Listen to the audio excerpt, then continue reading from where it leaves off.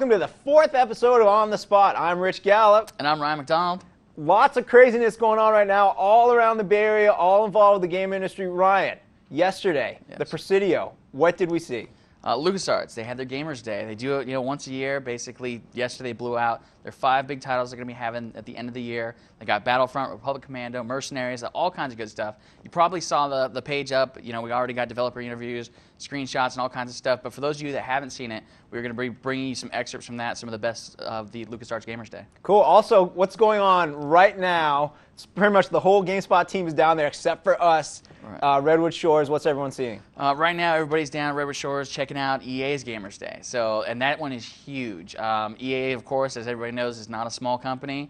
They're showing off 26 games? 26 games, that's right. Dude. So, yeah, and it's a very short window of time. So, if you want to get video, you want to get interviews, you want to get all the coverage that that we do on the site, you got to get in, you got to hit it hard, and so that's why all the GameSpot squad is basically down there right now getting stuff, and we already got stuff back.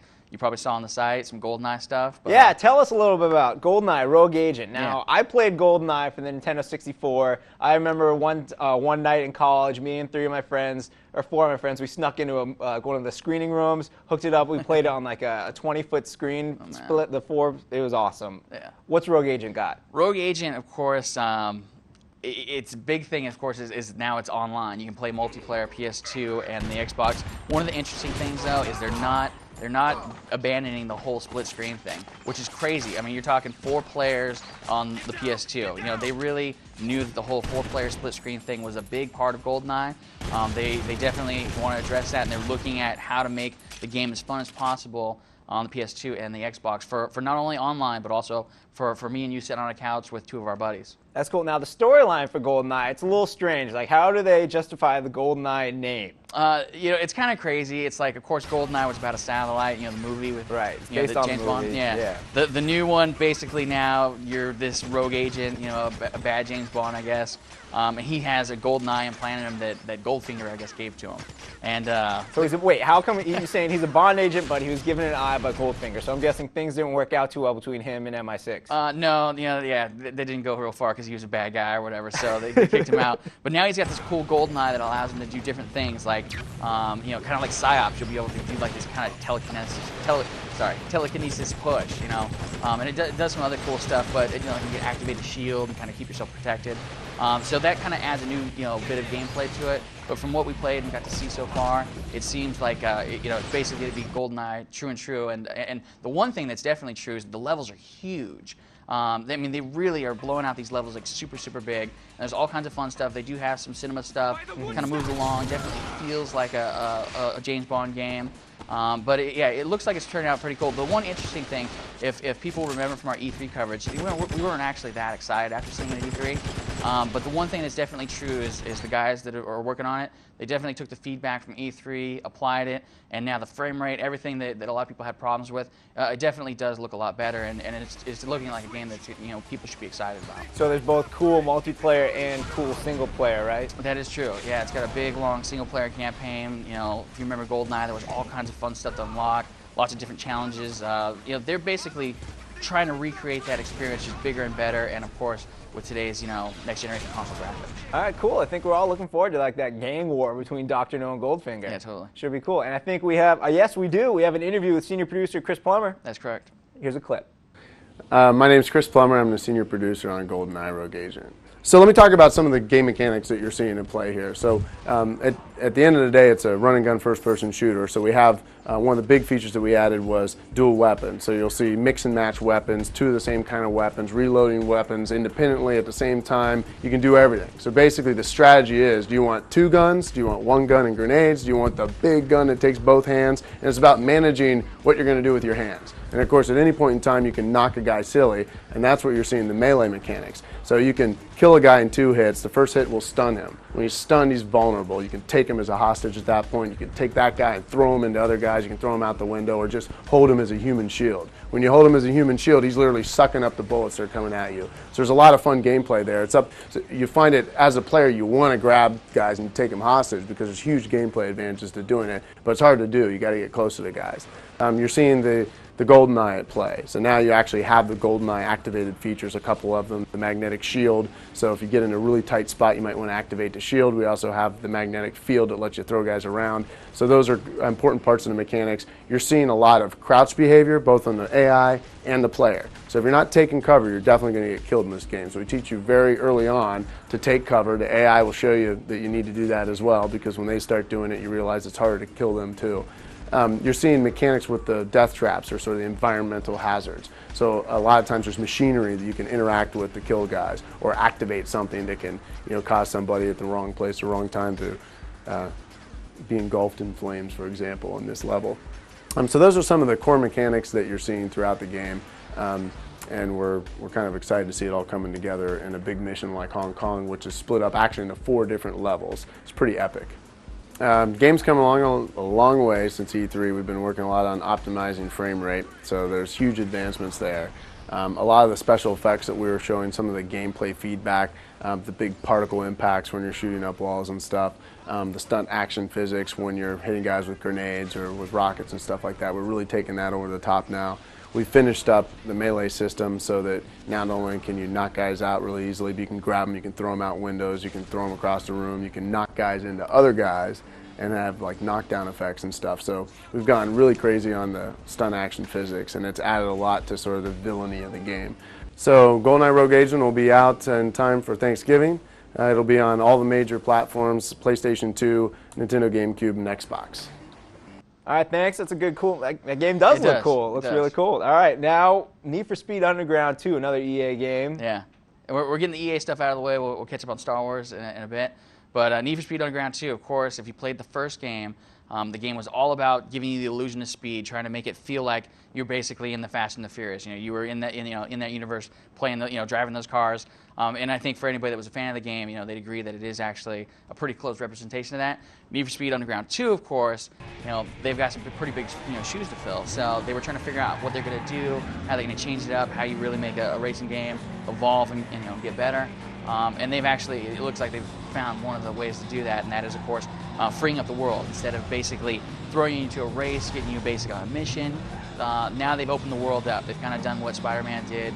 They've basically made the GTA version of it, which is an open, free world. So instead of just getting in a race, running down the track, you get 3rd place, and then the next race, it's actually a free roaming environment. You can drive around the city. The city's huge. I think they were talking in the original game they had like 25 miles of roadway. In this one they're saying like 125 miles. So is this like a real city like they did Midnight Club, or is this just like some super made up city for cool races? It's definitely a fictional city. It does have some real world things in it, like you'll see in the video. You'll see a Burger King flying by, and a few licensed things like that. So it's definitely, it doesn't feel like a fake place. It definitely feels like somewhere that you could be. And they've basically taken elements, like you'll see something that looks like a Sutro Tower, like here in San Francisco in the game. So there's lots of elements, and it feels like a place that you've been to, whether LA or San Francisco or a mix. It definitely feels like a cool place.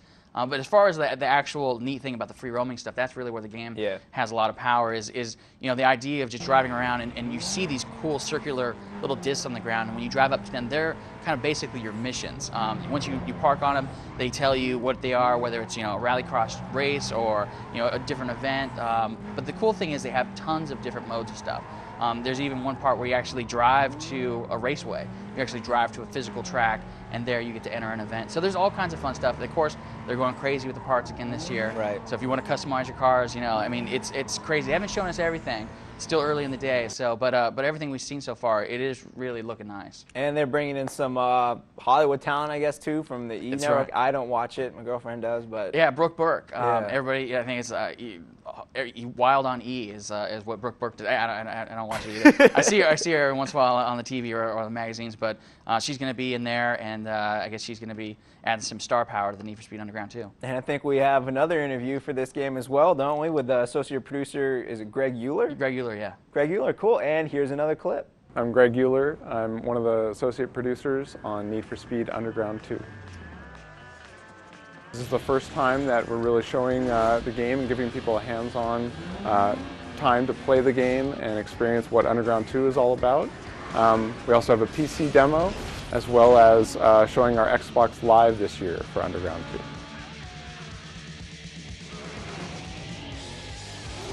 The first thing you'll notice is that you start the whole demo not in a menu screen, but right in the game, in the open world. So you'll probably be driving around exploring the open world and seeing what's in store for you as you uncover the tuner culture in the game. So the open world lets you explore a part of the city, about a fifth of the overall city that will be in the game, and find things like paint shops and car lots, some hidden shops that can increase the performance of your car, and also find a lot of events that are in the world.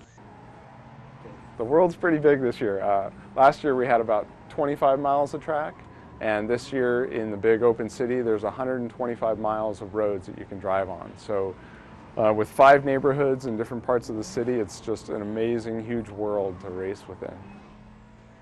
Also this year we have a multi-car garage, so you need to decide what upgrades are you going to buy for which car.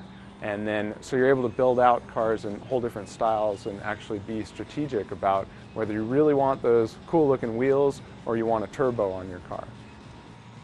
Speed Underground 2 is coming out in November on PS2, PC, Xbox, and GameCube. All right, another cool game from EA. All right, totally. But yesterday out in the Presidio, we hung out with LucasArts. We saw a bunch of games there like Republic Commando. Of course, that's the one that a lot of people are looking forward to at E3. It looked really good. People were calling it, is it, better than Halo? Everything we've seen so far does look like it's a really sharp game. The stuff they showed yesterday, of course, definitely looked cool. But I have to be honest with you, Battlefront's where I'm, all about. Star Wars Battlefront. Some people call it Star Wars Battlefield, because it has a lot of the elements that Battlefield 1942 series, of course, did, which is basically, first-person shooting with third-person vehicle action. And for me, that's where the action's at, online with a bunch of Star Wars people, blowing stuff up. The neat thing was they actually had a cool setup out at LucasArts yesterday, and they kind of made it up to be like the Endor Forest, and so they had some Ewoks, they had some people in some stormtrooper outfits. They made it a really fun. They had real Ewoks there? No, not real okay. Ewoks, but they had They had stormtroopers. They had stormtroopers. That's all you need. Yeah, totally. Sure. Of course, they had Mercenaries. Mercenaries is the big cool game that they're pushing. That's not a Star Wars game. And from, we were excited about it at E3, and from what we saw yesterday, we're still excited about it. So Mercenaries, it's like you're a mercenary being set in a conflict in North Korea, and you can fight the North Koreans, you can fight the Chinese army, and the Russian mafia. Yeah, totally. They're going over the top, and the neat thing is you can pick the different characters, and the different characters, like the British agent, she's this female character who's super agile, super stealthy. She can get in and out, blow stuff up. She's kind of the solid snake of the crew. Then of course you got your main guy who's running in, gunning and stuff like that. So, but overall, as you can see from the video, it does look really cool, and it looks like it's going to be a lot of fun. See, from the video, I think we have an interview with Chris Susan of LucasArts, right? That is correct. All right, cool. Take it away, Chris. My name is Chris Susan. I'm a Senior Marketing Coordinator at LucasArts, working on Mercenaries. Mercenaries is a brand new game at LucasArts, not a Star Wars game. There's been a coup in North Korea, and the militants have hijacked several nuclear warheads. All of the Alliance's diplomatic efforts have gone unanswered, and so they're getting desperate because the world is on the eve of a nuclear destruction. So they go to a private military company, which we now know are in Iraq. They go to a private military company and they say, listen, we need help, we'll pay whatever it takes. And the private military company says $100 million and we'll send a mercenary in to take care of it for you. When you start the game, you start in a Chinese camp, you can do a mission for the Chinese. Then you can run to the Russian mafia, you can do a mission for them. But each mission that you take on has consequences. For example, you take on a mission for the Russian mafia, they're going to love you. The next mission you take is going to give you even more money. It's going to give you something bigger and better. However, the South Koreans might start to become wary of you getting so chummy with the Russian mafia. So you have to decide how you want to play each side against each other. Mercenaries is coming to your household January 2005 for the Xbox and the PS2. Kick-ass game developed by Pandemic, published by LucasArts. All right, cool. That's from Pandemic, right? Same guys. They did Full Spectrum Warrior, and they're working on Destroy All Humans. That is correct. That's quite the catalog of games there. A nice little portfolio. They got all kinds of stuff going on. But you were raving about Battlefront. I was raving about Battlefront. I'm a big, Counter-Strike guy, Battlefield Vietnam. So for me, getting online with a bunch of people that are, stormtroopers and and Rebel, to me that is the game that I'm looking forward to. I have all the games they had there. Republic Commando, super cool, looks good. But for me, it's all about online PC shooters, and that's definitely what Battlefront's going to be all about. So I don't know if you can answer this question, but I've been following the media, the screenshots, the stories, and everything for Battlefront, and I'm seeing some Episode 1 stuff, Naboo rolling around. I'm seeing some classic stuff, Endor, Hoth. Right. Can I take a battle droid and run over some Ewoks, or what? You know, in a lot of first-person shooters, you can set it up however you want. So it depends on how the servers are all set up. But in all honesty, the executive producer who we shot it with an interview, Greg Baroud, yesterday, he actually explained some of that, and we should go to the clip and check that out. We should. Well, Star Wars Battlefront is a game that allows you, for really the first time, to get in and play as a grunt in the great battles of the Star Wars universe. So you can play a Stormtrooper, you can play a Rebel on the Battle of Endor. We've recreated all the great battles from really all 6 of the Star Wars movies. So you as a player jump into a battlefield as any one of a number of characters, and then what you want to do in that battlefield is completely up to you. It's both a single player and an online game, and in multiplayer you can get from 16 up to 32 players all fighting out these great battles. In single player, we've got a couple different options. One is the historical campaign. And the way the historical campaign is you select an era. I like the classic Star Wars, episodes 4, 5, or 6, or I like the new Star Wars, episodes 1, 2, or 3. And then you start the first movie in that series. Let's take classic Star Wars. I start with episode 4, and I start with Tatooine, and I fight through all the great battles leading up to the final, which is the Battle of Endor. So it's a very linear kind of historical campaign. All right, lastly, going back to the last LucasArts game that we have another clip for, Republic Commando. Now, this is like the squad-based Star Wars game. Right. Looks really cool, first-person shooter. I'm seeing some Wookiees in there. What else we got? Basically, you've got, you know, the Halo treatment, because it's a squad now, so you're commanding your squad, you're trying to go through, you're trying to, you know, blow stuff up. But basically, it's this, the whole squad element takes it a little further than even Halo did. You know, Halo was all about going through yourself, just taking out people. Now, of course, you know, the tagline I think for the game is, you know, the weapon is your squad. So being able to coordinate with your guys, having them help you figure out which ways, you know, they're going to go. It's still a first-person shooter at heart where you're going through and you're shooting people, but, or I guess, you know, Star Wars robots and creatures, but, you know, it's all about that squad-based element of the game, and they're trying to really play it up and make it so that you're not just blowing through the game, squeezing the trigger, that you actually have to think, you have to use a little strategy, figure out how best, you know, other games have tried to do that. Rainbow Six, one of the games that we talked about recently on the show, they had done some stuff with the squad-based stuff. But you know, in all honesty, I think everybody would agree that one of the things that we're all most excited about is just the fact that the game looks so beautiful.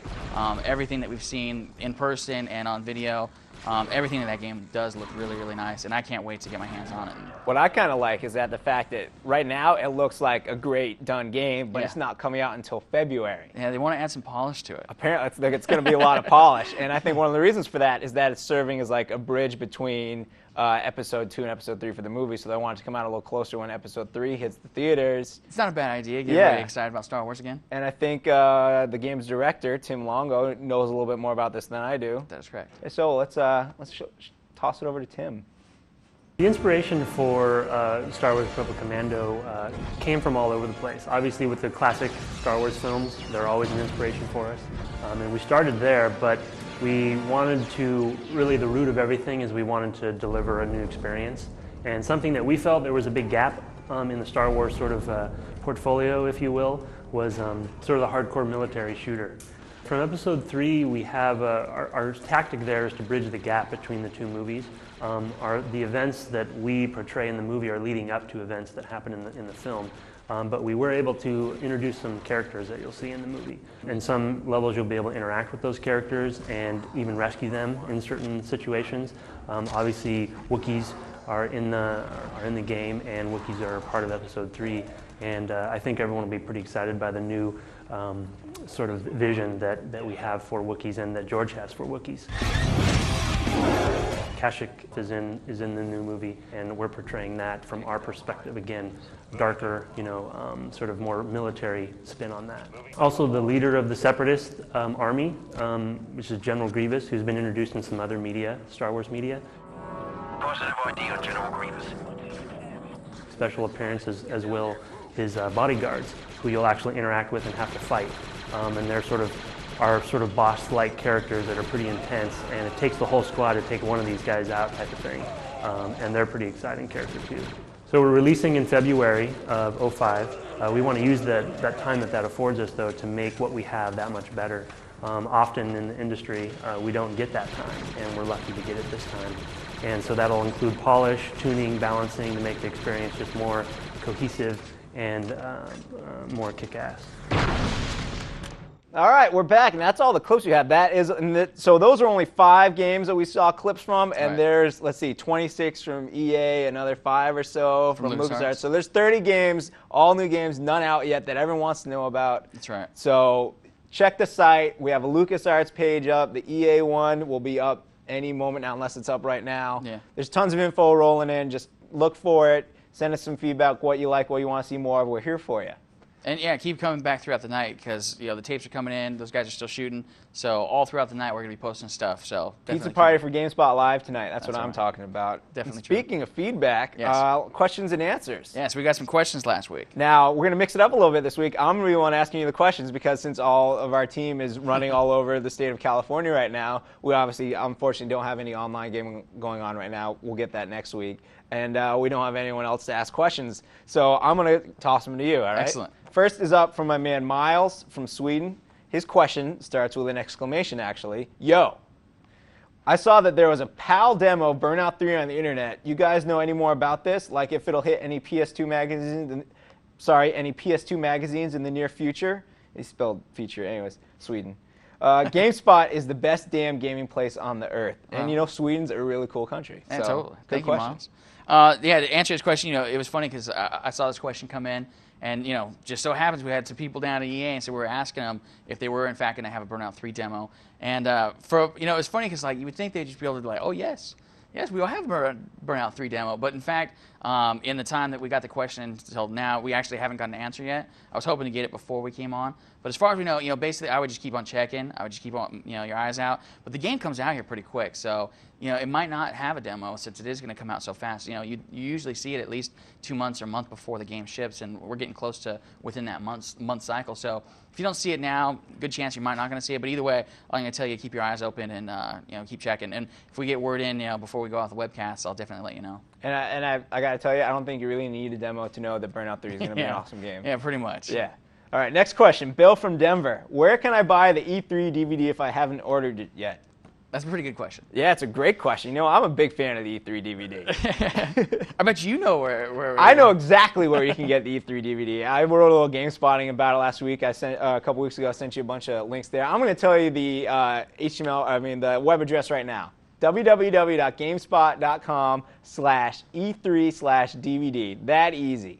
You don't like going to GameSpot? You should. It's the best site out there. You can go to ebgames.com, find their DVD section. There should be a nice big graphic for it right there. $19.95 for everybody, $9.97 for complete members. That's $10 off. It's like 11 hours, 4 discs. Every game you want to see, you get it on your TV. Documentary, we told you all about it last week. If you don't have it yet, you should. Is it still? Is it number 1 on the EB? Oh, DVD? Totally. It's number 1 in the universe. You kidding me? The only thing that can contend with this is Muhammad Ali. It's that good a DVD. And he's actually on the cover of the DVD. He is. That's why I said it. You look. If you're gonna notice, you'll see Muhammad Ali. I'm there right next to him. So yeah, we're tight. Anyways, last question from Eric Kim in Los Angeles, California. When will CS Source be released, and are maps really going to be 10 times bigger? You are a huge Counter-Strike fan, if I heard correctly. Yeah. So you got to be pumped for CS Source. Totally. I've been on the phone with Valve and being like, when am I going to get my CS Source? So, yeah, I know the answer to Eric's question. They won't give me, of course, a specific day, or anything like that, but I think it was our Crack News team. They did a great job. On July 7th, they reported that Valve was saying that, in fact, they were going to release CS Team for the Valve Cyber Cafe people. For those of you that don't know what the Valve Cyber Cafe... I don't know what the Valve Cyber Cafe is. It's a program that Valve has. There's lots of cyber cafes, but of course, to equip all those machines with games and everything, it does cost a lot of money. Right. So one of the things that Valve did is, if you got a cyber cafe and you want to hook up, if you got some Xboxes and you want to get some CS over there, they're gonna hook you up and they're gonna take care of you. Same thing they're doing with those people that are subscribers to that. You can actually, in all honesty, the first place you're going to see CS Source is in cyber cafes. So yes, that'd be the first place to go to check. They're going to get the first batch, and then Condition 0 people, the people that bought Condition 0, are going to be the second in the beta. So if you have Condition 0 or been thinking about getting it now, you're thinking you want to play some CS Source, one of the fastest ways you're going to be able to do that is to own Condition 0. So I'm a Condition 0 owner, so whether or not Valve hooks me up into the beta directly, or I get it through the Condition 0, or I go down to a cyber cafe, I got all my points staked out. I know where I'm going to be as soon as CS Source comes out. So that's when the beta is coming out. That's right. And the final version, that's going to be shipped with Half-Life 2? From all indications, that's what they're saying. They're saying that CS Source is actually going to be the Half-Life 2 multiplayer, the Counter-Strike 2 of sorts. But from everything that we've heard so far from Valve and some of the things that we're looking at, August is, whether it is going to ship in August or not, who can really say? But that's the date I'm looking for. Cool. So Doom 3 just went gold. Yes. Half-Life 2 soon, maybe. Yes. Halo 2 in the fall. It's crazy. It's going to be a crazy year. Going to be some good games. Yeah, absolutely. Some other stuff out there. Speaking of crazy games, I think that's about it. We have all the time we have for that's all the time we have for questions and answers right now. So the one heads up we should give to the viewers is the fact that there's going to be, one of the biggest games and licenses in gaming is the WWE. Oh, kids love the WWE. Oh yeah, I love the WWE.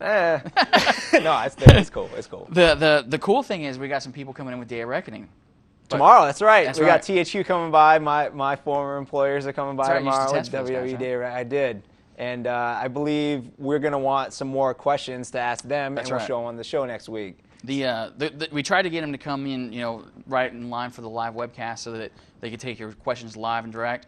Unfortunately, with scheduling, they couldn't make it. So they're gonna come by tomorrow, which is Friday. That will not be webcasted live, but we do want you to submit questions for the WWE Day of Reckoning team. We'll get those. So if you're watching the show right now, you're watching it before tomorrow, which is Friday.